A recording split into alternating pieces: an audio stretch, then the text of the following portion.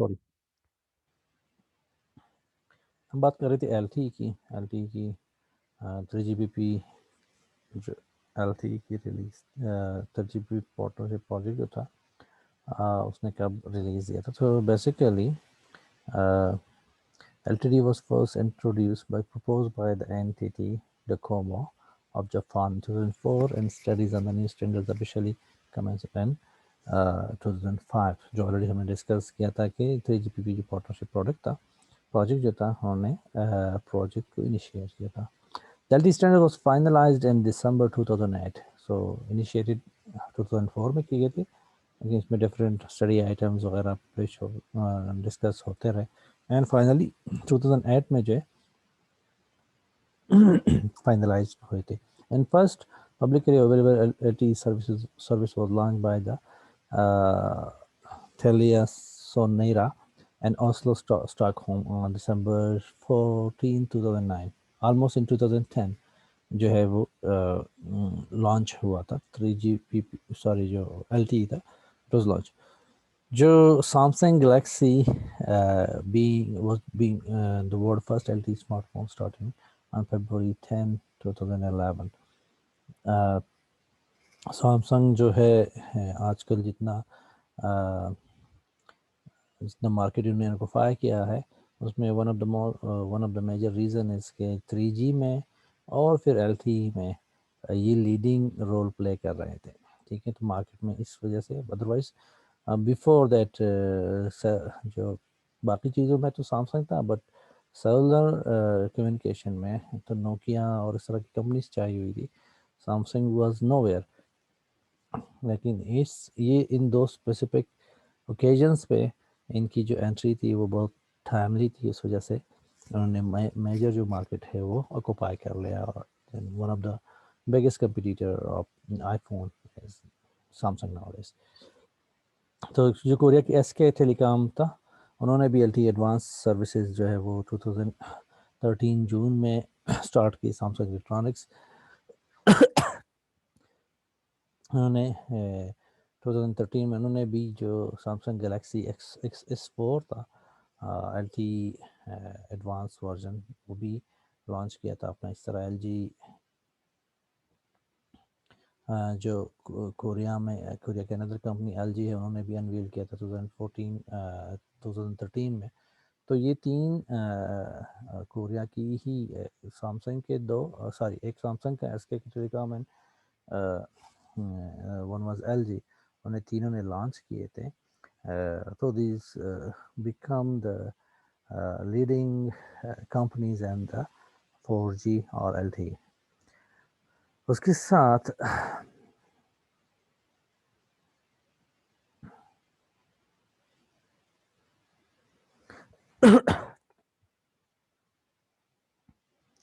जो पैरेलल में चल रहे थे, जो एक थे CDMA ऑपरेटर्स थे और दूसरे जो हमारे थे वो 3G या GSM ऑपरेटर जो थे हमारे पास वो थे। तो initially the CDMA operators plans to upgrade the rival standards का UMB एंड WiMAX। उनका यही प्लान था कि वो अपने जो स्टैंडर्ड्स हैं उनको ही अपग्रेड करेंगे और वो LTE की तरफ नहीं आएंगे। But all the major CDMA operators such as Verizon, Sprint and Metro PCs, United States कहते हैं Bell and Telos and Canada and KD and Japan, ये जो थे इसी तरह SK Telecom and South Korea and China Unicom have announced that they are intended to migrate to LTE after all।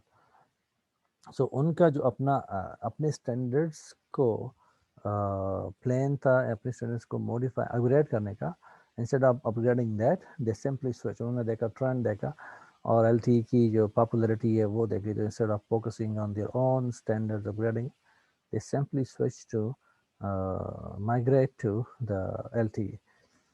The evolution of LTE is LTE Advanced। LTE की जो evolution है that is LTE Advanced, which was standardized in March 2011। So the LTE was basically standardized in 2008 and LTE Advanced was standardized in 2011। That is advanced version of LTE। इसके लिए तो फिर sir sorry sir, sir इसके लिए तो फिर हर company को अपनी टेक्नोलॉजी को चेंज करना पड़ा होगा। जो ऑलरेडी सीडीएमए पे थे उनको चेंज करना पड़ा। जी सर। बट जो सीडी पे थे उनको तो नहीं करना पड़ा होगा।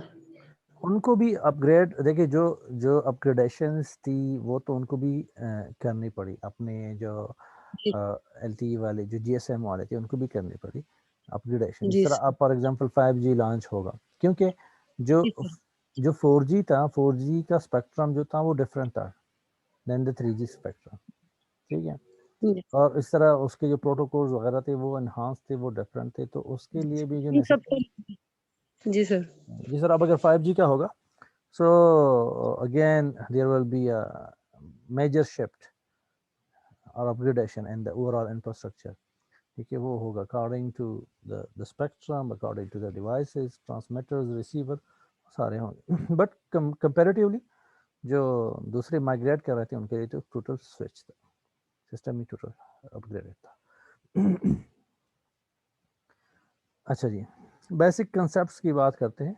एलटीई के basic concept, LTE employs orthogonal frequency division multiplexes, OFDM है इसको कहते हैं। अपलिंक के लिए ये अप्लाई करते हैं, और जो डाउनलिंक के लिए ये OFDM है, और अपलिंक के लिए सिंगल कैरियर या SCFDM है इसको कहते हैं।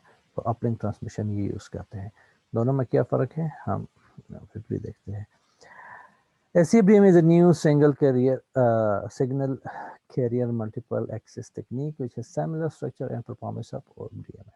OFDM की तरह ही का ही ये है, थोड़ा सा इसमें डिफरेंस है, and the difference is a silent advantage of SCFDM over the OFDM is that the low peak to average power, वो कहते हैं PAP, peak to average power, increasing the battery life। इसकी जो पीक टू एवरेज पावर है वो लो है, peak से average जो पावर इसका रेशो वो एवरेज पावर है वो लो है। इस वजह से ये बैटरी जो आपकी बैटरी लाइफ है वो इन्हांस करती है। एक आप करते हैं रिसीविंग में क्या होता है कि data is transmitted by the BTS, ठीक है। तो BTS का पावर यूज हो रहा होता है मेनली फॉर कम्युनिकेशन और transmitting the data, you are receiving it. So in that case that is a downlink, you are downloading the data, downlink. तो इस डाउनलिंक के लिए OFDM में यूज होता है, जिसका बिकॉज आपके फ़ोन का जो पावर है वो इतना इम्पेक्ट नहीं करता, उस पर इफेक्ट नहीं करता। बट अपलिंक में क्या करते हैं, but you are uploading basically to the BTS, you are uploading the data to the BTS, ठीक है। You are utilizing your power. उसमें क्या होता है कि उसमें become the power become more critical. उस वजह से SCFDM में जो तकनीक है उसमें क्या होता है कि जो आपका average sorry peak to average power जो आपका है, पीक टू एवरेज पावर वो लो है। इस वजह से आपकी बैटरी लाइफ जो है वो इंक्रीज करता है, वो ज़्यादा पावर आपका यूटिलाइज नहीं होता। दोनों को डिटेल से देखते हैं हम कि क्या है। सो फिगर में आप देख सकते हैं, we have on the one side we have OFDM and the second side we have SCFDM। अच्छा, इसको देखने से पहले हम देखते हैं कि OFDM और OFDM में क्या फ़र्क है, वो देख लेते हैं पहले। हमारे पास OFDM हम कहते हैं हमारे पास टाइम डिवीजन मल्टीपल एक्सिस है, और सॉरी टाइम डिवीजन मल्टीप्लेक्सिंग और फ्रीक्वेंसी डिवीजन मल्टीप्लेक्सिंग, और orthogonal frequency division multiplexing is OFDM। This is different than the OFDM है। OFDM में एब्रिविएशन जो है orthogonal frequency division multiple access है। दोनों में फ़र्क क्या है? दोनों में फ्रीक्वेंसी की डिवीजन है। फॉर एग्जांपल यहाँ पे हम देखते हैं this one is OFDM। For example we have 4 user, user 1, user 2, let me use sorry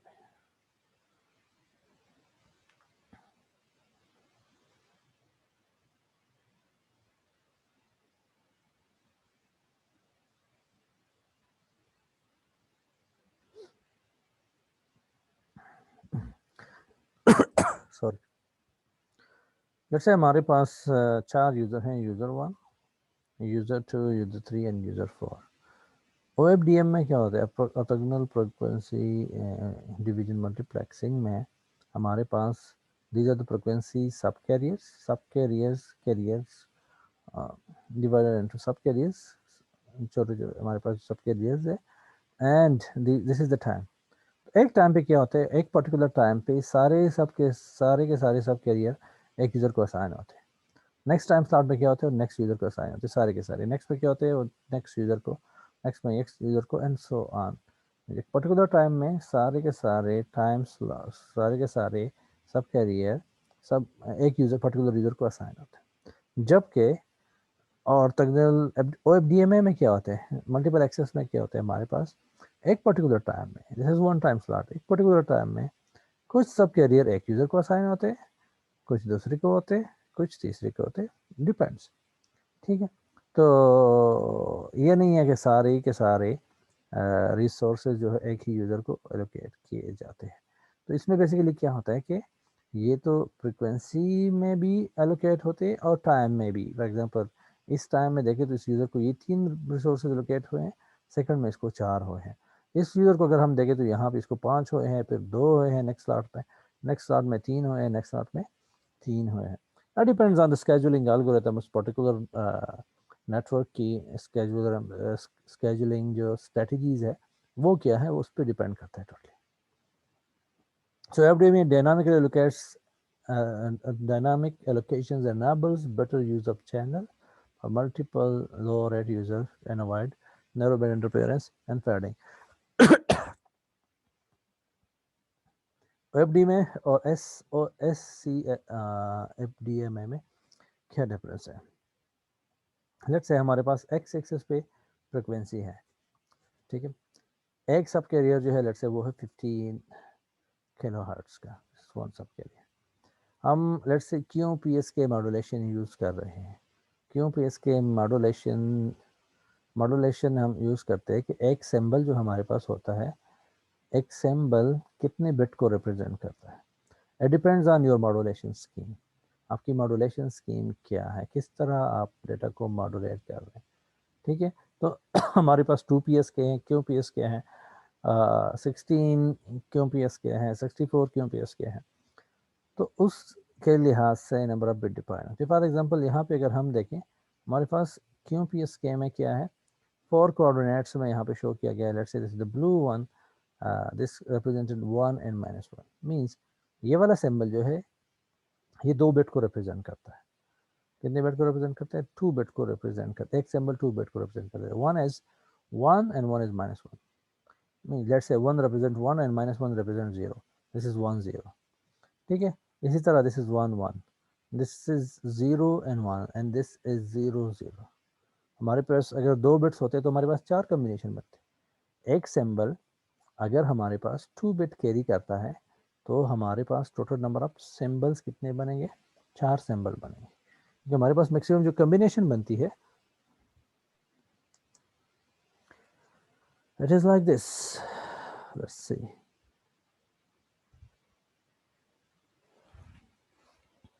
to bits के हमारे पास कॉम्बिनेशन जो बनते हैं वो है आइदर 0 0 0 1 1 0 1 1, यही कॉम्बिनेशन बनते हैं।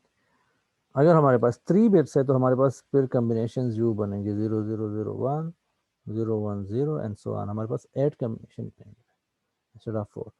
तो यहाँ पे अगर आपका एक सिंबल 2 बिट कैरी करता है, so you need a total of how many symbols, you need 4 symbols, so we have 4 symbols।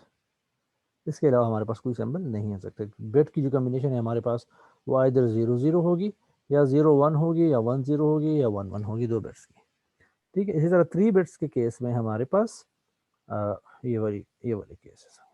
अगर हमारे पास 1 बिट, एक सिंबल एक बिट को रिप्रेजेंट करता है, एक सिंबल एक बिट को रिप्रेजेंट करता है, दैट मीन हमारे पास उसमें आइदर सिंबल 0 कैरी करेगा और 1 कैरी करेगा, तो हमारे पास 2 सिंबल होंगे। डेटा रेट्स जब हम डिफाइन करते हैं तो वी से कि बिट्स पर सेकंड, बीपीएस से हम डिफाइन करते हैं इसको, बिट पर सेकंड। लेट्स से इसे 2 MB बीपीएस, 2 मिलियन बिट पर सेकंड, हमारे पास एक यूनिट है। एक हमारे पास यूनिट होते हैं सिंबल पर सेकंड, मींस आपका जो ट्रांसमीटर है वो कितनी सिंबल ट्रांसमिट करता है।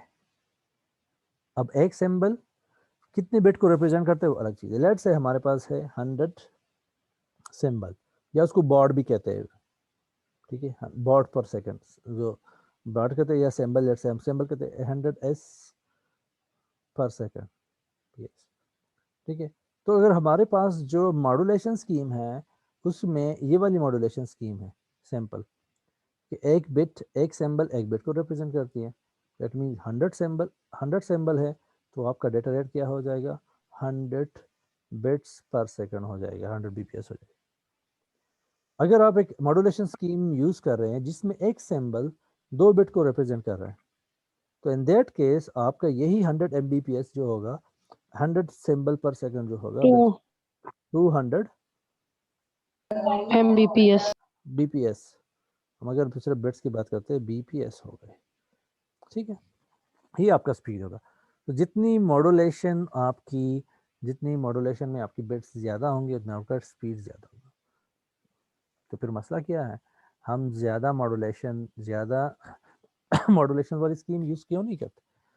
अगेन जिस तरह हमने बात की थी कि हम जो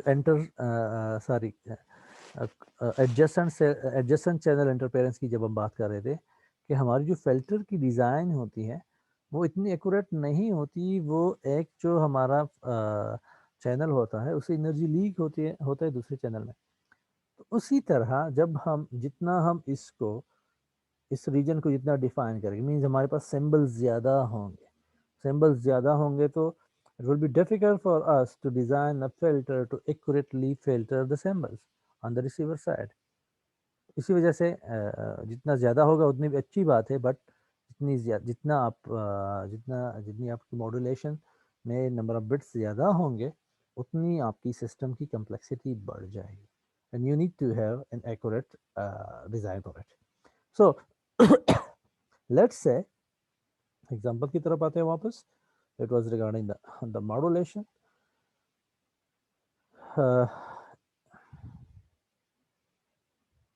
एग्जाम्पल में हमारे पास लेट्स से ये डेटा है हमारे पास, this is the data sequence of QPS के data samples to be transmitted. Let's say हमारे पास यही सैम्बल्स है, और इसको हमने इस ऑर्डर में ट्रांसमिट करना है। हमारे पास पहले जो सैम्बल है वो 1 1 है, then this is 1 1, then 0 0, then 0 1 1 0, and then 1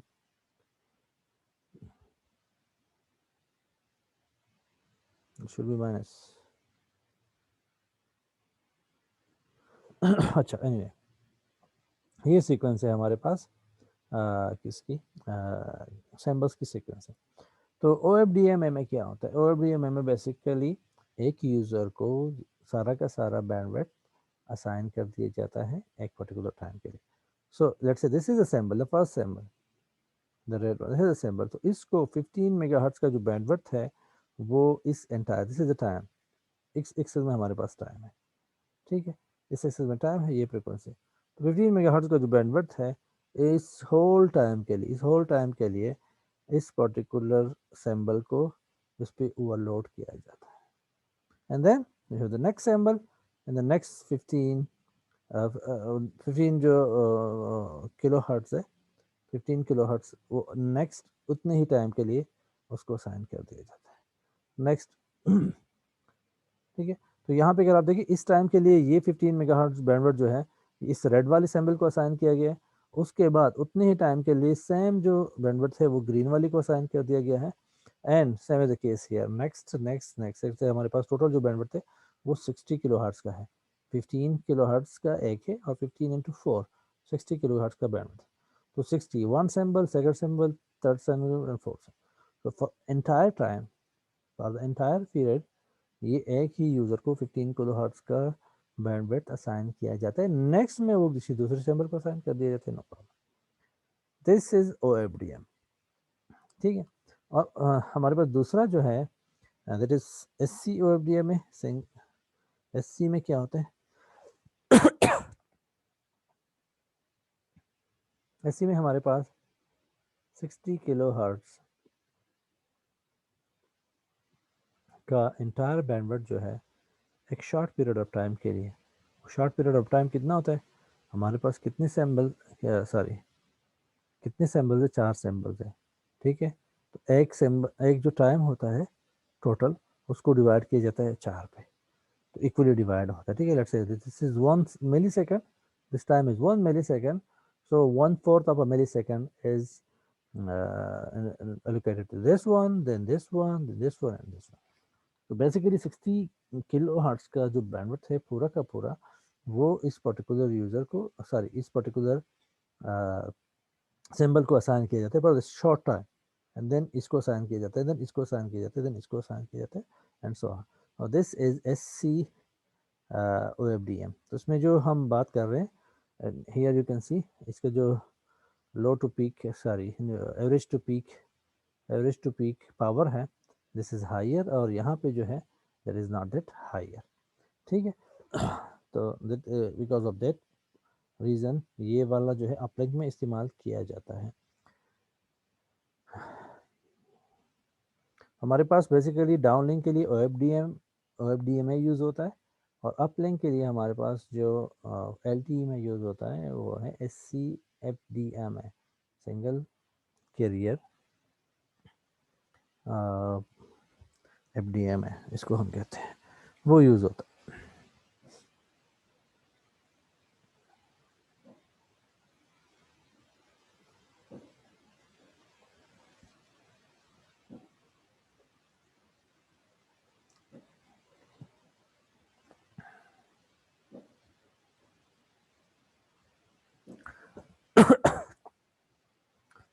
अच्छा, मल्टी एंटीना टेक्निक्स हैं, इसको हम डिटेल में एक एक करके पढ़ेंगे आगे। इसमें हमारे पास बीम फॉर्मिंग आता है, हमारे पास माइमो आता है, और SDMA आता है। तो ये हम आगे एक एक टेक्निक को डिटेल से डिस्कस करेंगे। अब हम बढ़ते हैं फ्रेम स्ट्रक्चर जो हमारे पास है। जो जेनेरिक एक फ्रेम स्ट्रक्चर है LTE में, जब हम एक डेटा ट्रांसमिट करते हैं फ्रेम की सूरत में करते हैं, ठीक है। तो फ्रेम की सूरत में जो हम डेटा ट्रांसमिट करते हैं, उस फ्रेम का स्ट्रक्चर क्या है। Allocation of physical resource block, PRB। हम यहाँ पे एक टर्मिनोलॉजी यूज करते हैं, PRB, physical resource block. We can define it as the minimum amount of resource that can be allocated to a particular user, and LTE is called physical resource block। मतलब एक user को अगर आप कुछ resource allocate कर रहे हैं, तो एक फिजिकल रिसोर्स, एक PRB उसको आप एलोकेट कर सकते हैं, आधा नहीं कर सकते, ठीक है। या मिनिमम जो है 1/4 आप नहीं कर सकते, minimum this is smallest unit. हम कहते हैं ना कि आपने लेना है तो एक यूनिट लेना, एक बॉटल लेनी है, आपने हाफ बॉटल नहीं ले सकते।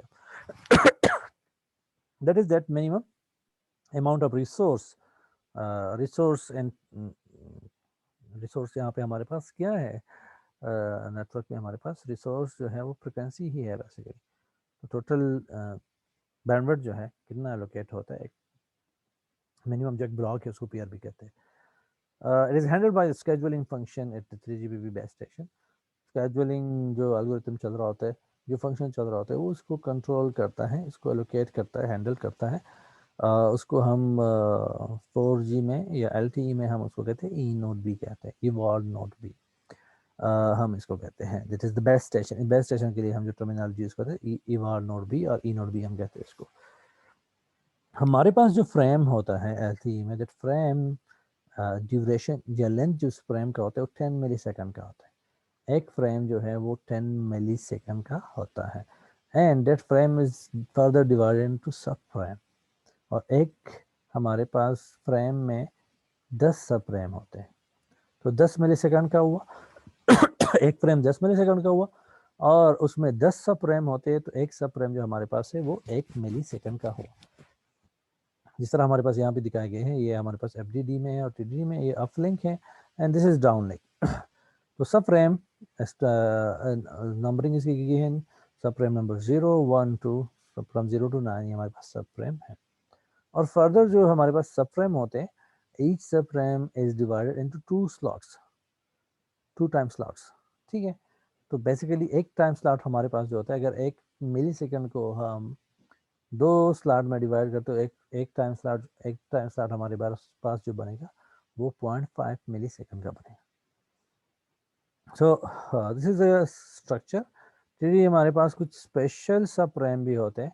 एक स्पेशल सब रैम, इसके 3 कंपोनेंट होते हैं, DWPTS, up DW is for down and up is for the up PTS, and GPS got period. So basically there are some special subram, इसके बीच में कुछ स्पेशल subram भी होते हैं। इसका अपनी कहते हैं पर्पस, इस पर पर्टिकुलर पर्पस, ऑन पर्पस इसको स्पेशल subram एलोकेट की जाती है। But anyway not going that detail कि हर एक का पर्पस क्या है, वी जस्ट डिफाइन। हमारे पास जो DWPTS है field, this is the downlink part of the special subram, and एक स्पेशल subram के 3 पार्ट्स होते हैं, DWPTS, अब PTS और हमारे पास GP फील्ड होता है। So this is a downlink part of the special subram, and its length can be varied from 3 up to 12 OFDM samples. MDM जो samples होते हैं 3 to 12 samples तक ये वेरी करता है। एंड इसी तरह हमारे पास up PTS होता है, this is uplink part of the special subram and has shorter duration with 1 or 2 subram। इसकी जो है ड्यूरेशन निस्बतन होती है, कम होती है। द रिमेनिंग जो स्लॉट की ड्यूरेशन है, स्पेशल स्लॉट जो है इसकी जो स्पेशल प्रैम जो है, special slot, this one special सब प्रैम, जो रिमेनिंग इसकी एक हमारे पास अप हो गया, ये वन, ये जो है ये डाउन के लिए, एंड रिमेनिंग जो है ये जीपी के हो गया, गॉड क्या कहते हैं। So the remaining sample in the special subram that have not been allocated to DW, down PTS or up PTS are allocated to GPP, which is used to provide the guard period between the downlink and uplink, downlink to uplink and uplink to downlink switch. Resource block की हम बात करते हैं। एक resource block जो होता है, physical resource block, one frame is 10 millisecond consisting of 10 subframes। हमारे पास एक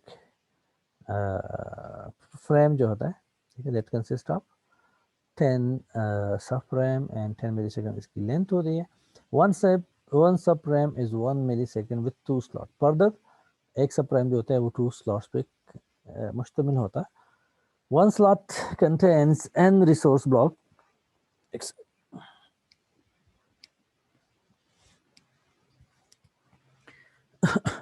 एक स्लॉट जो हमारे पास होता है वो कंसिस्ट करता है n रिसोर्स ब्लॉक पे, and that n resource block varies from 6 to 110, it depends the number of downlink resource block depend on the transmission bandwidth। जो बैंडविड्थ है, जितनी बैंडविड्थ एलोकेट होती है उस पे ये डिपेंड करता है। One resource block contain m subcarrier for each OFDM symbol।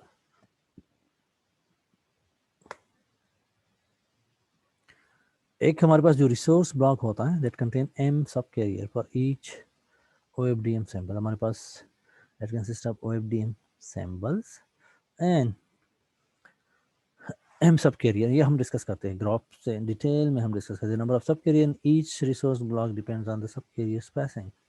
Subcarrier spacing पे डिपेंड करता है कि नंबर ऑफ सबकैरियर कितने होंगे, 6 होंगे या 7 होंगे। दो हमारे पास होते हैं, तो एक में 6 होते हैं, एक में 7 होते हैं। सीपी इसको कहते हैं, सीपी स्पेसिंग जो है CP. The number of OFDM symbols in each block depends on both CP length and subcarrier spacing। symbols एक ब्लॉक में कितने होंगे वो उस पर डिपेंड करता है।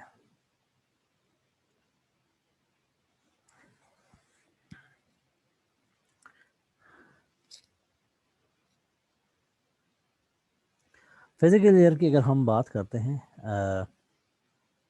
Physical layer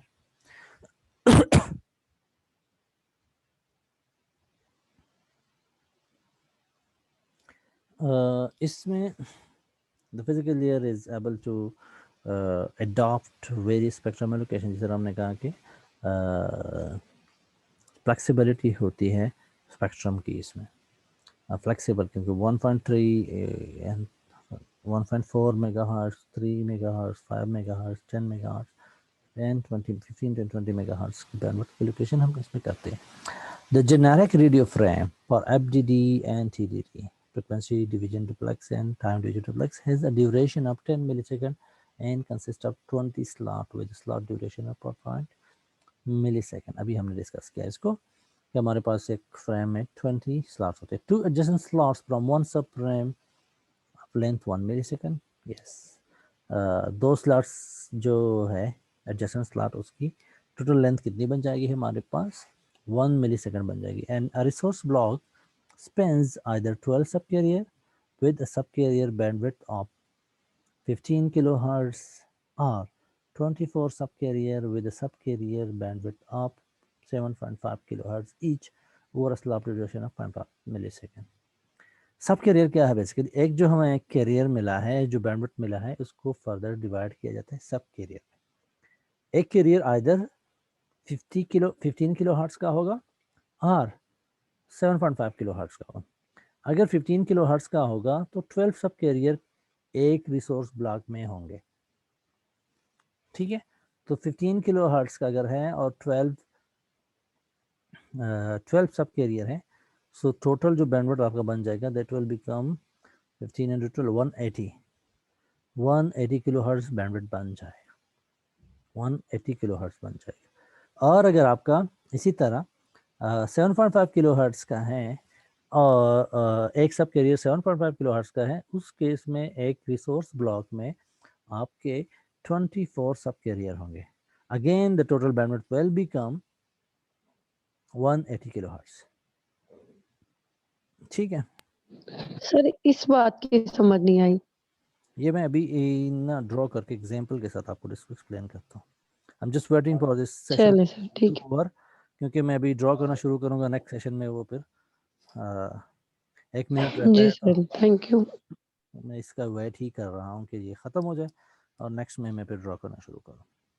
modulation schemes supported in the downlink और QMPS के 16 QM, 64 QM and in the uplink 16 QM and 64 QM the broadcast channel use only QMPS से. हमारे पास जो सपोर्टेड स्कीम है मॉड्यूलेशन के, वो हमारे पास QMPS की है. 16 QM है और 64 QM. 64 QM में नंबर ऑफ बिट्स जो होंगे पर सिंबल वो